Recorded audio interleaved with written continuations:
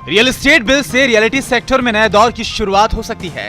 Cabinet ने real estate regulator bill में संशोधनों को मंजूरी दे दी है, यानी अब खरीदारों को पहले से ज्यादा अधिकार मिलेंगे, साथ ही बिल्डरों की मनमानी पर भी रोक लगेगी।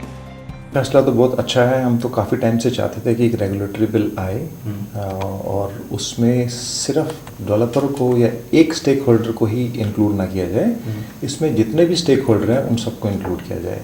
और जो आई थिंक इस बिल में है कि इस बाकी स्टेक होल्डर को भी इसमें इंक्लूड किया गया है, तो ये एक वेलकमिंग गेस्चर है। उससे होगा क्या कि जो अभी तक एक रियल एस्टेट इंडस्ट्री को एक नेगेटिव इंडस्ट्री की तरह देखा जाता है या अच्छे सोच में देखा जाता, एटलीस्ट लोगों का नज़रिया बदलेगा कि रियल एस्टेट में भी अच्छे लोग हैं जो ओपनली, ट्रांसपेरेंटली और अच्छे हिसाब से काम करना चाहते हैं।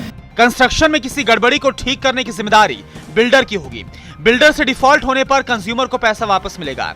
खरीदारों का 50% से ज्यादा पैसा दूसरे प्रोजेक्ट में नहीं लग सकेगा और प्रोजेक्ट की 50% रकम एक अलग खाते में रखनी होगी। 2/3 खरीदारों की मंजूरी के बिना प्लान में बदलाव नहीं किया जा सकेगा।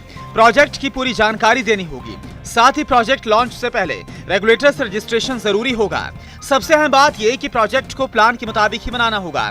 साथ ही साथ विज्ञापन और प्रोस्पेक्ट्स में किए गए दावे पूरे करने होंगे। इस बिल के जरिए भले ही डेवलपर्स पर कब्जा कसने की कोशिश की गई है, लेकिन डेवलपर्स भी इस बिल को पॉजिटिवली ले रहे हैं। उनका मानना है कि इस बिल के आने से इस सेक्टर में एक बार फिर से उम्मीद जगेगी। अभी तक जो हाउसिंग सेक्टर था वो गवर्नमेंट के हाथ में था और डाउन द लाइन 10 ईयर्स में इट इज़ ऑब्जर्व दैट कि most of the housing sector developers के हाथ में आता चला जा रहा है। और गवर्नमेंट इस बात को समझ रही है कि जब प्राइवेट प्लेयर्स के पास में कोई एक ऐसी फैसिलिटी चली जाती है जो कि मासेस को इन्फ्लुएंस करती है और वो प्राइवेट सेक्टर अनऑर्गेनाइज्ड है, इंडस्ट्री में आता नहीं है, तो ऐसे सेक्टर के लिए ताकि जो सेफगार्ड्स इंटरेस्ट रहें इसके कस्टमर्स के, वो सेफगार्ड रहें, उनके इंटरेस्ट को सेफगार्ड करने के लिए बहुत ज़रूरी हो जाता है कि इस तरह के रेगुलेटरी बिल्स को लाएं, उसे पास करें। हम उसे वेलकम करते हैं और हम हमेशा समझते हैं कि चूँकि हमारी कंपनी ट्रांसपेरेंट डीलिंग में बिलीव करती है कि इस तरह के रेगुलेटरीज आने से हम दूसरी कंपनियों के मुकाबले क्लास अपार्ट दिखाई देंगे।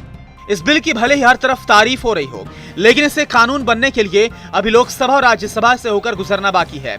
उम्मीद यही है कि इस बार यह बिल पास हो जाएगा। टोटल न्यूज के लिए बैद्यनाथ झा की रिपोर्ट।